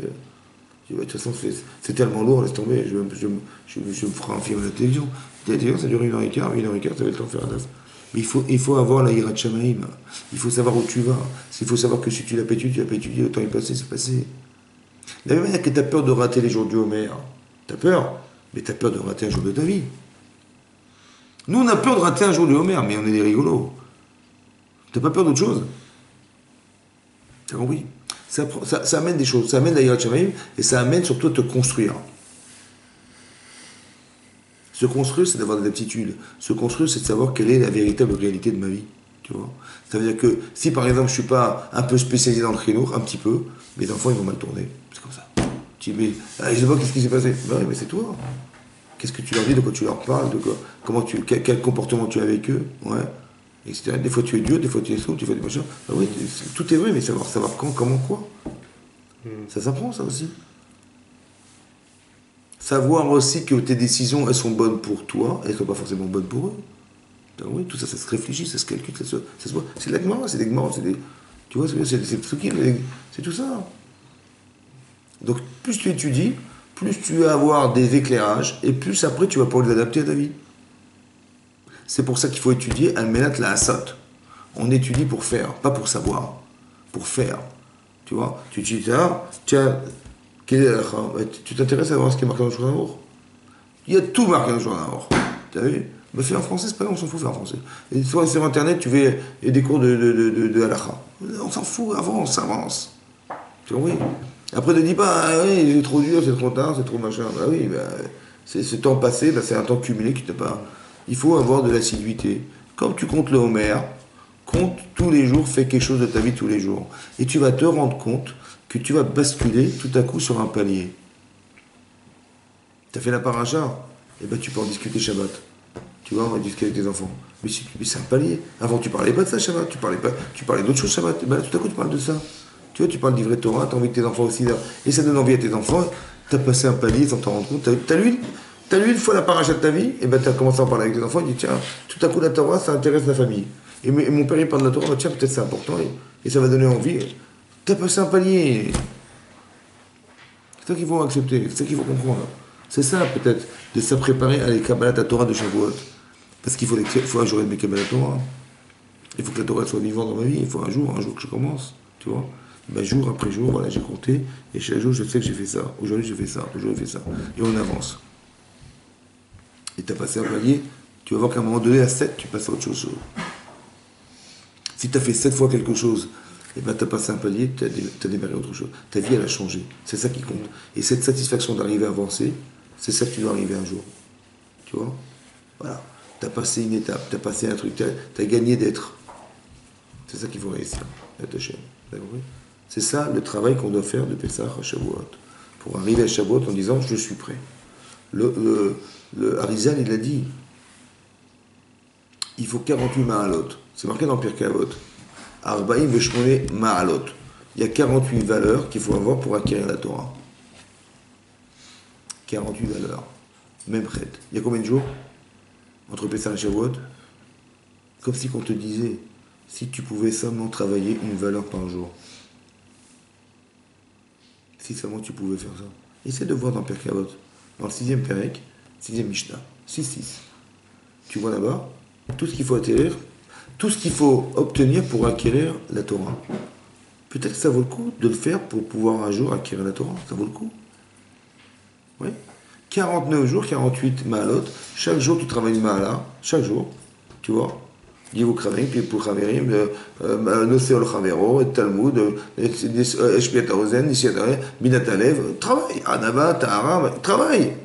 Fais un truc, un seul. Et tu avances, et tu avances, et tu avances. Tu vois. Cette année, c'est comme ça, l'année prochaine, tu avances encore. Et tu recommences, et tu recommences. Ça va? Pour être Mekabel la Torah, parce que le Kinyan, tu ne peux pas l'avoir sans ça. D'acquérir la Torah. Peut-être c'est ça l'idée. C'est de développer ça. Et le 49 jours, le 49e, tu fais la synthèse un peu de ce que tu as appris dans les 48. Mais il faut savoir que ça peut être lié. Donc tu vas apprendre, le Rav, il va te dire. Après, vas-y, toi, fais l'effort de travailler sur ça. Tu vas réfléchir sur c'est quoi la Hanava, c'est quoi la Tahara, c'est quoi la Simcha, c'est des paramètres qui sont marqués là-bas. Nose ol chavero, porter le joug des autres. Comment ça se traduit, comment ça se vit là? Tu vois? Et tu ils ont besoin de toi, bah, tu prends le joug de. Il y a des gens qui n'arrivent pas à prendre le joug. Bah ouais, mais moi j'arrive pas. Alors comment je vais faire? Bah, je vais. Mais c'est une madriga. Je sais que j'ai. Si maintenant je suis capable de porter le joug des autres, j'ai avancé ou pas? Bah oui, avant je m'en foutais, aujourd'hui je m'en fous pas. Ma mère elle m'a dit que mon grand-père, tous les vendredis, il allait à la gare. Pourquoi faire? Tous les vendredis à la gare. Pourquoi faire? Bah, on lui a dit, tu sais pourquoi? Parce qu'il voulait voir s'il n'y avait pas des gens qui ne savaient pas où passer Shabbat. Attends, tous les vendredis, Nosé al Chavero. Si j'avais été à leur place, j'aurais aimé être retrouvé un refuge quelque part, ouais. Ben oui, ben ça me préoccupe. Alors je vais aller voir dans la gare si je trouve pas des gens. Tu te rends compte de ça? C'est Nosé al Chavero. Ça fait partie des kinim de la Torah, ça. Donc jour après jour, allez on avance, allez on fait comme ça, allez on avance. Aujourd'hui c'est 2, demain c'est 1, qui est encore, on rajoute. Comme si tu avais envie de gagner de l'argent. Tu n'as pas envie d'aller là tous les jours. Mais il faut gagner de la tous les jours. Il faut gagner l'envie d'être Ben Torah tous les jours. Il faut gagner l'envie de savoir tous les jours. Il faut gagner l'envie de progresser tous les jours. Il faut sentir qu'on est contredit tous les jours. Tous les jours. Et comme ça, plus tu avances, et plus tu crées de la lumière, et plus tu te sens bien, et plus tu te sens, tu sais exactement là où tu as des failles. Tu ne peux pas le savoir sans être contrasté par ce que tu fais. Alors il faut faire. Et là tu verras que des fois tu fais bien, des fois tu fais pas assez, des fois tu fais mieux, des fois tu es super content de toi, des fois. Mais tout ça c'est des repères. Mais il faut faire, il faut ajouter, il faut ajouter. Il faut ajouter comme si on a envie de gagner de l'argent, j'ai envie de gagner là-bas, j'ai envie de gagner, voilà. C'est la course à ça, voilà. Et bien tout d'un coup tu vas. Et tiens, et tu vas être à la recherche de Simani, tu vas à la recherche de progresser. C'est comme ça. Voilà, c'est ça. Et cette période de Pessah Shavuot, elle nous permet d'accéder à ce niveau. C'est pour ça qu'il y a une forme de rigueur très imposante. Parce que plus tu avances dans les manœuvres, plus on exige de toi. Pourquoi les Talmidei Ravaï qui met sur le mort après cette période-là? Parce que, tu comprends? Rabbi Shimon Bar Yochai et tout ça. Parce qu'il y a un tel niveau d'exigence que tu dois t'imposer, que tu dis, si je réussis, c'est super, et si je rate, ben j'assume. Tu vois? Et j'avance, et j'avance, et j'avance. Il y a un niveau de rigueur que tu t'imposes. Et plus le niveau de rigueur est important, et plus tu peux atteindre des performances. C'est comme ça. Tu comprends? Et plus tu vas prier Hachem pour qu'il t'aide à devenir. Tu vas prier Hachem pour qu'il t'aide à surmonter des choses et qu'il t'aide à te renforcer dans certaines choses. Des expériences de vie, voilà. Et tu pries Hachem pour ça. Mais c'est ta préoccupation. Donc tu sais quoi demander à ta tefila, tu sais maintenant. Avant je ne savais pas quoi dire, mais tu sais maintenant. Parce que ta préoccupation c'est ça. Tu as compris? Et là tu vas sentir que tu vas évoluer. Tout à coup tu as un partenaire. Tout à coup tu sais vers quoi tu tends. Il faut que tu aies matin de Torah. C'est comme ça. Mais toute ta vie c'est ça en fait. C'est pas que Shavuot. Toute ta vie, tu dois te dire, il faut que j'atteigne quelque chose, il faut que mes enfants aussi, il faut qu'après moi, il y ait quelqu'un d'autre. Et quelle qualité de personne tu veux atteindre? Et quelle qualité de personne tu veux faire atteindre? Tes enfants, il faut aussi qu'ils soient cachés, il faut qu'ils respectent la Torah. C'est une préoccupation, c'est une responsabilité de père, ça aussi. Mais ça dépend de toi. Et comment tu vas faire ça? Comment tu vas atteindre ce niveau pour leur permettre d'atteindre? C'est une préoccupation. Ça fait partie des événements et des éléments que tu dois accumuler dans ta vie pour arriver à ce niveau. D'être convaincant, d'être convaincu, c'est important quand même. Tu vois, je mets mes enfants à l'école juive, ben je me dis, tiens, ils vont me demander un jour des cours de Gemara, si je ne sais pas répondre, je vais t'envoyer un idiot. Tu vois, il faut peut-être que je m'y mette maintenant, peut-être non. Tu vois, voilà, mais c'est pas grave, Internet, machin, on y va. Parce que j'ai peur que mes enfants, ils pensent que c'est pas très important, parce que moi je fais pas, ou je fais pas assez. Comment je peux demander à mes enfants ce que je fais pas moi-même? Et ça, je peux pas contrôler, donc ça fait partie des midotes. Vous avez compris? Voilà, c'est cette conscience-là que je voulais vous inscrire dans votre cerveau pour que vous compreniez que c'est ça peut-être les jours qui nous séparent de Shavuot. tu vois. C'est d'arriver à un objectif et que pour ça, il faut compter, mais il faut compter, c'est pas compter, c'est simplement que les jours avancent et il faut que je mette quelque chose dans ma vie. Jour après jour. Quel est le sens des semaines finalement? C'est des étapes, des paliers en fait. Il faut que quand tu fais comme ça, tu avances 1, 2, 3, 4, 5, 6, 7, tu es au premier étage. Et après, tu es la première marche de ton premier étage. La deuxième marche, la perspective que tu as est différente. Tu vois l'horizon, tu vois différemment. C'est ça. Il faut que tu comprennes qu'après 6, il y a 7, c'est une étape. Et après 7, il y aura 8, 9, 10, 11, 12, 13 et 14, c'est une étape. Sache que tu évolues par étapes. Et sache que ça t'encourage parce que tu bascules. Tu verras que quand tu seras au deuxième étage, tu n'auras plus rien à voir quand tu as monté l'étage. Et tu n'auras même plus rien à voir avec le premier qui a monté l'étage. L'étape, c'est une semaine ou c'est combien de jours? Comment? L'étape, elle est comptée à partir de... La semaine, c'est ça. Sheva Shavuot. À un moment donné, tac, ça bascule. Comme 100, 101. Rien, c'est rien. Mais tu verras que 101 n'a plus rien à voir avec 100. Ça n'a plus rien à voir. Eno, Eved Elohim. Bien sûr qu'il y a Eved Elohim. Mais comparativement à celui qui... Quand tu passes des étapes, tu vas voir que tu te reconnaîtras même pas. Tu posais des questions que tu poses plus. Tu vois? Ou tu rigoleras de tes questions que tu posais il y a 2 ans. Tu dis, Alex, plus rien à voir. Mais c'est ça que tu vois que tu as évolué. Bon, Hachem, t'as compris? C'est ça les étapes. C'est comme les âges. Tu dis, un gosse de 5 ans, il veut le petit camion, les trucs, et un petit de 18 ans, il veut la voiture. Aucun rapport. Tu dis, prends ton petit camion. Il dit, attends, j'ai passé l'âge. C'est là que tu sens que tu as évolué. Mais c'est des étapes, c'est pas 13 ans de différence. Ce sont des étapes. On se préoccupe plus de la même chose, on n'a pas les mêmes besoins, ça n'a rien à voir. T'as compris? C'est ça qu'il faut comprendre. Il faut qu'on développe notre personnalité, il faut qu'on développe nos facultés. Elles dorment. C'est ça les étapes. C'est ça que je veux dire. Et c'est un travail d'assiduité, de travail, de compréhension de soi, de savoir où ça va, où ça va pas. C'est ça, c'est vrai. Hein? À notre âge, jouer à la PlayStation, c'est pas possible. Mais par exemple, un type il joue à la PlayStation. Par exemple, il y a des jeux. Des jeux. Ouais. Tu peux jouer avec des choses qui sont bien pour toi et des choses qui sont dangereuses. Un type dit, alors moi je suis un gros nerveux, il faut que je fume parce que ça me calme. Je dis, bon, j'ai trouvé un moyen, c'est de fumer. Je dis, ok. Mais est-ce que dans ton avenir personnel, ça va t'aider? Tu vois? Et je dis, ouais, mais fumer une cigarette, 2 cigarettes, 3 cigarettes, 10 cigarettes, mais ça me calme et ça me tue en fait. Tu vois? Comme les jeux, par exemple, les jeux vidéo. Ouais, ça me détend, je joue. Tu comprends? Mais si tu arrives à avoir une addiction des jeux vidéo et qu'en fin de compte, tes gosses, ils vont plus travailler, ou alors tu vas dire, il faut lire des livres. Pardon? Rien ne bouge, tu vois? Il faut tout inventer. Allez, vas-y, amuse-toi maintenant. T'as compris? Tu dis, ouais, mais c'est pour qu'ils se détendent. J'ai compris, mais fais gaffe, parce que leur avenir, il dépend de ce jeu. Il y a des jeux qui sont constructifs, et il y a des jeux qui détruisent la vie. Je dis, ouais, c'était juste pour détendre, j'ai compris. T'avais une bonne intention. C'était juste pour boire, j'avais soif. J'ai compris, mais essaie de voir 7 x 7. Qu'est-ce qui est caché derrière? T'as compris? Et des fois, tu te rends pas compte que tu voulais l'aider, en fait, tu l'as pas aidé. Tu comprends? Parce que maintenant, de lui demander de faire un effort intellectuel, allez, vas-y, amuse-toi. Tu vois, avant, il était comme ça, t'avais rien à faire, tout était déjà là, il fallait juste bouger les doigts. Maintenant, on te demande de bouger la tête, et d'être assidu, et de faire des efforts, et d'essayer de comprendre. Quel rapport avec la vie? T'as un écran devant toi, t'es calme, c'est tranquille. Tu comprends? C'est très difficile maintenant. Tu vois? Moi, je croyais que j'allais l'aider pour détendre un peu le pauvre miskin. Je dis, mais non, va faire du sport, va faire du foot, va faire de la musculation, amuse-toi, mais chose qui t'amène à quelque chose qui soit positif.